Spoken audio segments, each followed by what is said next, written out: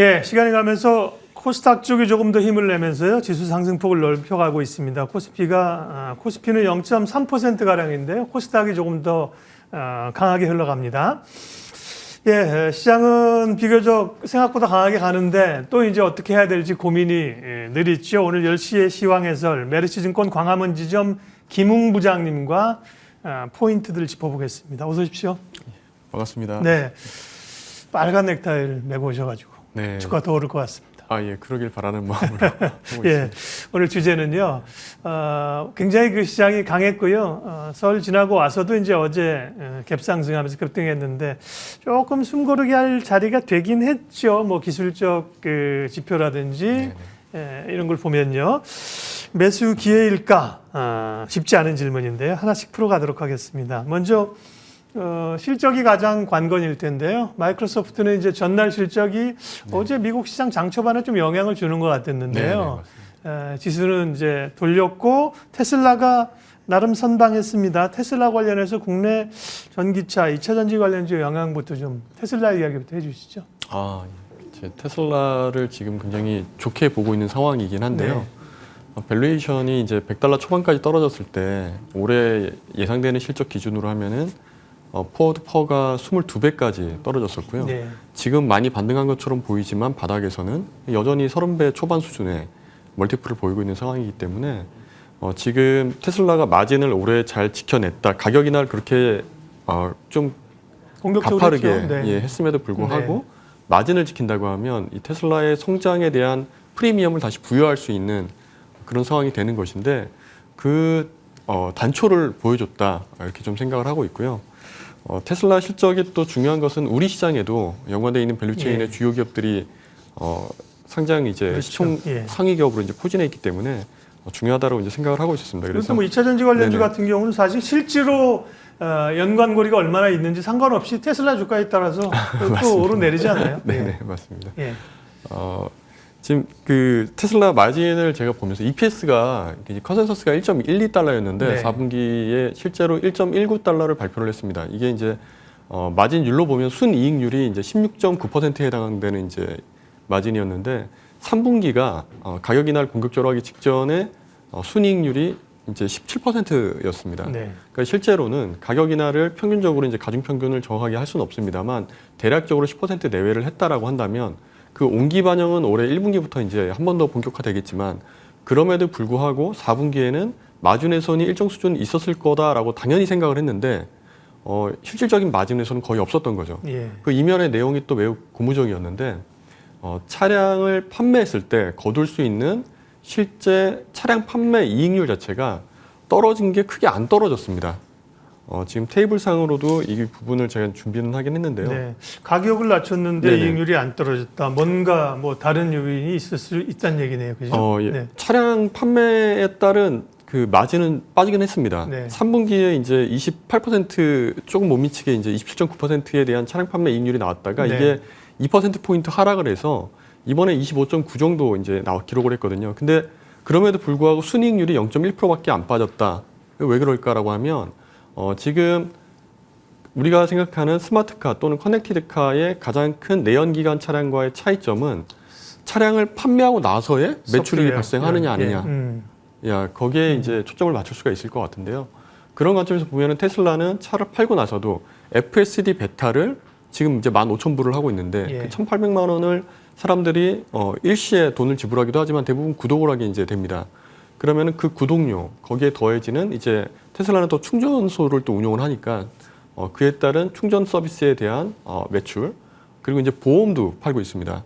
그래서 차량 데이터를 운전 데이터를 통해서 더 효율적인 저렴한 가성비 좋은 보험을 판매하니까 그에 따른 또 고마진 수익 뭐 이런 것들이 더해지면서 실제로 차량 판매보다 더 중요한 것은 향후에 벌어들일 수 있는 포스트 세일즈 이후에 이제 벌어질 수 있는 서비스에 대한 고수익 마진이다라는 걸 보여줬고 공격적인 가격 인하를 통해서도 돈을 얼마든지 마진을 훼손하지 않고 시장을 잠식해 갈 수 있다는 걸 이제 보여줬다는 측면에서 이거는 좀 굉장히 그 의미가 있다. 1, 2분기 계속 이런 식으로 마진이 깨지지 않고 차량 판매 대수는 공격적으로 늘어나는데 가격 인하 효과를 더 시장 MS를 다시 끌어올리면서 가져가는 이런 그림들 보여지게 된다면 이건 매우 좀 고무적이지 않나, 긍정적이지 사실은 않나. 테슬라 실적은 이제 국내 관련주의 영향 때문에 여쭤본 건데요. 김 부장님이 굉장히 진심이신데요. 테슬라에 매우 자세하게 팔로우를 하신다는 거, 평상시에 이제 관심이 있으시다는 걸로 이해가 되고요.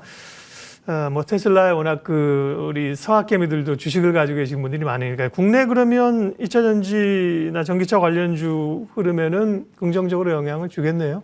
당연히 긍정적이라고 생각을 하는데 지금 대표적인 테슬라 관련주가 이제 LG 에너지 솔루션이 있지 않습니까? 그리고 이제 1월 30일부터 보호 예수가 이제 해제가 돼서 그 영향이 뭐 이제 몇몇 애널리스트 분들은 당장 이번 주 금요일부터 시작될 수 있다라고 이제 워닝을 하고 계신데. 그 물량 자체도 뭐 대단히 많고 의미가 있겠지만 우려스럽겠지만 테슬라가 이렇게 고실적을 냈다는 거는 가격 인하를 해서 단가 인하 압력이 실제로 우리나라 그 2차 전지 밸류체인에 전반적으로 있었습니다. 그래서 양극재 기업들에 대해서는 애널리스트들도 실적 코멘트를 할 때 좀 그 워닝 사인을 주고 있는 상황이거든요. 근데 만약에 이렇게 고물량을 때려내면서 마진을 잘 지켰다고 한다면 단가 인하 압력이 생각보다 더딜 수가 있는 거죠. 지금 리튬이나 코발트 같은 원가도 크게 내려와 있는 상황이기 때문에 우리나라의 관련 밸류체인의 주가를 눌렀던 요인들이 그렇게 심하지 않다라는 것으로 시장은 해석할 수 있는 지금 가장 중요한 그 단초가 던져지지 않았나 이런 생각을 좀 하고 있습니다. LG 에너지 솔루션은 말씀하신 것처럼 지난해 1월 27일 날 상장했는데요. 그러니까 날짜 계산이 뭐 이게 약간 회사의 자율 내지는 뭐 또 예탁원에 증서를 맡기고 찾고 이런 과정에서 원래는 이제 27일이었으니까 거래 이루어지는 30일 날로 생각하고 있는데 회사의 상황에 따라서 27일 날 나올 수도 있다. 이거는 이제 잘 모른다. 공식적으로 공시사항이 아니라 참고를 좀 해주시면 좋겠고요. 어쨌든 27일이든 30일이든 흔들리게 되면 LG 에너지 솔루션 같은 경우는 좀 매수의 기회가 될 수 있을까요? 대기 매수세가 오히려 지금 기다리고 있을 가능성이 높지 않나 이런 생각을 좀 합니다. 테슬라 실적을 보면서 지금은 오히려 매수 기회지 않을까. 그 물량 나오면 오히려 이제 받아야 된다라는 생각을 기관들이나 외국인 투자자들이 충분히 할 수 있겠다 이런 생각을 좀 하고 있습니다. 지난번 6개월 물량 나올 때도 비슷한 흐름이었었죠. 엄청 시장이 긴장하고 있었는데 그때부터 주가가 올랐습니다. 자, 할 얘기가 이제 많은데요. 깊게 이제 얘기를 해주셔서 좋습니다. 미국의 최근에 연휴 때도 보면 나스닥이 굉장히 강했고요. 기술주가 최근에 이제 테크주들이 강하게 올라오면서 이건 뭐지? 성장주가 다시 가는 건가? 그 다음에 이제 경기 침체에 대한 우려가 좀 이제 톤다운 되면서 다시 좀 얕은 침체, 회복론이 좀 나오고 있는데 이런 거는 설득력이 있습니까? 아니면 좀 시기상조일까요? 설득력이 물론 있는데 대신에 이제 눈높이에 대한 조정은 좀 필요하지 않나 하는 생각을 좀 하고 있습니다. 그에 따른 장표를 한번 준비를 해봤는데요. 지금 1월 달 들어가지고 우리 시장이 이제 나스닥 8% 그리고 코스피 코스닥도 8% 정도 이제 올랐는데 S&P 500은 4.6% 정도 올랐습니다. 5%를 채 못 올랐는데 그 차이가 뭐냐라고 본다고 한다면 지금 1월 달에 3번의 급등의 중요한 트리거들에서 공통점을 딱 뽑아내면 금리 인상 우려가 그 속도가 완화될 거다라는 기대감이 아주 크게 작용했다라는 것을 좀 확인할 수가 있었습니다.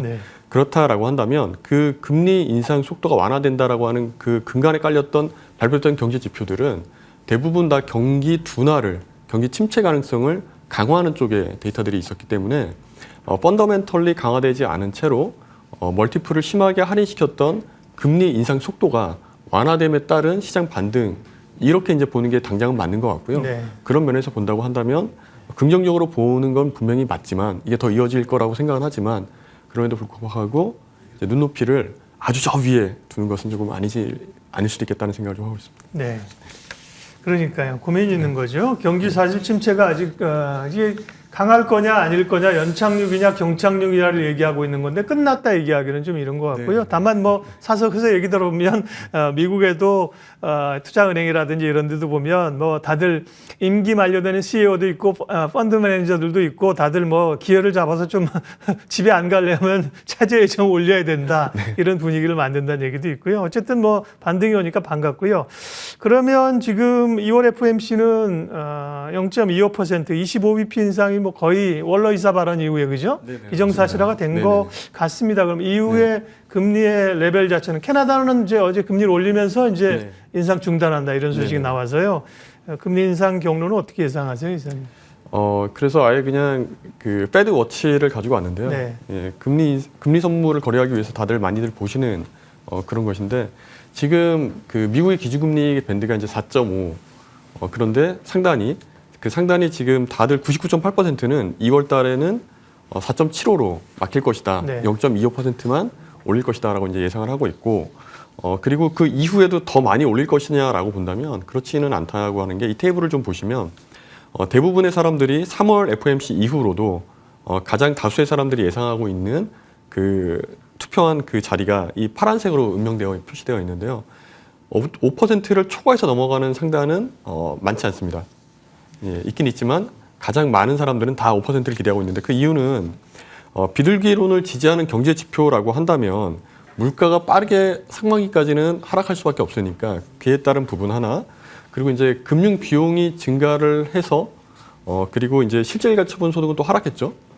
그런 면에서 보면 경기 둔화 가능성이 점점 고조되고 있으니 그런 면에서 금리 인상을 공격적으로 가져가는 것은 연준 입장에서도 상당히 좀 부담스러울 것이다 라고 하는 이제 판단이 근저에 자리하고 있기 때문에 저희가 보는 거는 이제 이번에 0.25 다음에 0.25 한 번 더 정도 지금 예상을 하고 있는 것 같습니다. 네. 네. 그런데 제롬 파월이 그럼 이번 FOMC에서 나는 원래 비둘기거든 이렇게 얘기를 하거나 네? 혹은 그럴 가능성도 사실 높지 않고요. 근데 어떻게 보면 물가가 또 오를 수 있다는 얘기도 있는데 이런 얘기를 사실 또 여쭤보면 시간이 길어지니까 우리 오늘은 주제에 좀 집중해서 네. 중국 이슈는 어쨌든 빼놓을 수 없고요. 지금 아직 춘절 연휴 중인데 중국의 이후의 소비라든지 경기 회복 가능성 또 중국 관련주는 어떻게 대응하면 좋을까요? 중국 관련주는 이제 당연히 지금 좋게 봅니다. 네. 이거는 이제 글로벌 IB들도 얘기를 해요. 자기네들도 이제 뭐 카지노 기업이라든지 이런 부분에 대한 그 항공주들 대표적으로 우리가 생각하는 흔히 예상하는 그러한 것들에 대해서 그들도 추천을 하고 있고 그리고 실제로 작년 이제 10월부터 해당되는 종목들이 시장을 크게 아웃퍼폼했습니다. 우리나라도 그랬었고. 근데 한 가지 좀 보셔야 될 것은 좋기는 좋은데 지금 이미 시장이 3달 넘게 관련주들이 오른 상황이에요. 대부분. 그래서 거의 중국 관련주다라고 하면은 하다못해 숫자가 그렇게 많이 올라오지 못하는 화장품이나 면세까지도 먼저 선반영해서 올라온 걸 감안하면 지금부터는 좀 선별이 좀 필요하지 않겠느냐 생각을 좀 가지고 있습니다. 그래서 그런 부분에 있어서 지금 애널리스트들, 전문가들 얘기하는 거 공통 분모를 찾아내면 소재 쪽에서 화학, 철강, 중국 경기 부양 들어가기 시작하면 그에 대한 부분을 좀 가지고 있고 마진 개선되고 물량도 늘어난다 그런 게 있고 그리고 아예 그냥 그 실질적인 중국 리오프닝에 대한 수혜는 이제 화장품이 아니라 임플란트 그동안 못 해왔던 그리고 이제 패션 그리고 이제 보톡스 이런 쪽으로 실질 수출 데이터가 통관 데이터가 크게 늘어나고 있는 그쪽을 좀 보자는 의견들도 있습니다. 주가가 좀 움직이고 있는 섹터이네요, 그렇죠? 네네 맞습니다. 중국의 이제 기대감들이 크고 오래 빼놓을 수 없는 단어이지만 역시 대응이 또 쉽진 않습니다. 지금은 어쨌든 간에 생각보다 장이 굉장히 빨리 올라왔고요. 저희 주제에서도 주정이 오면 조금 지금 사도 되나? 기다리는 주정은 사실 안 오기도 하고 사려고 하니 이제 2,500이 목전이니 좀 부담스럽기도 한데요. 이후에 조금 체크해 봐야 될 변수하고요. 지금 상황에서 전략을 어떻게 가져가면 좋을지 일단 묶어서 함께 좀 얘기해 주십시오. 사실 오늘 제일 중요한 부분 내용일 것 같은데 밸류 부담이 실제로 있습니다. 5년 평균 멀티플을 보더라도 그 멀티플에 따른 평균까지 올라간다라고 이렇게 굉장히 낙관적으로 기대를 했을 때조차도 업사이드는 지수는 한 15% 내외, 미국이든 한국이든 그 정도 이제 바라보고 있는 상황이기 때문에 허리 이상은 좀 오지 않았나라는 생각을 저도 개인적으로 하고 있고요. 근데 지금 시점에서 들어가도 되죠. 대신에 아까도 말씀드렸지만 지금부터는 순환매 돌아가는 거를 그냥 무턱대고 산다라는 느낌보다는 아직은 실적 추정 하향이 너무 급하게 돼서 저평가 국면에 아직도 머물러 있는 기업들이라든지 아니면은 아직 실적 추정 하향이 안 됐는데 앞으로도 될 일이 많지 않은 것 같아. 이런 쪽으로 이제 선별할 필요가 분명히 있는 것 같고요. 그런 면에서 이제 접근을 한다면 마켓 상황은 유동성 환경을 보더라도 그렇고 앞으로 터질 수 있는 예를 들어 국내 로컬만 하더라도 부동산 관련돼 있는 자금들에 대한 정부 지원했던 그 만기 돌아오는 게 당장 2분기부터 있기 때문에 금리 올라간 것과 그에 따른 자금 경색 우려까지도 우리는 살펴야 되는 상황이거든요. 미국하고 다르게. 그런저런 거를 감안한다고 한다면 나는 지금 사실 분들은 이 주식은 물려도 좋아. 삼성전자 사실 물려도 부담 별로 없으실 거잖아요.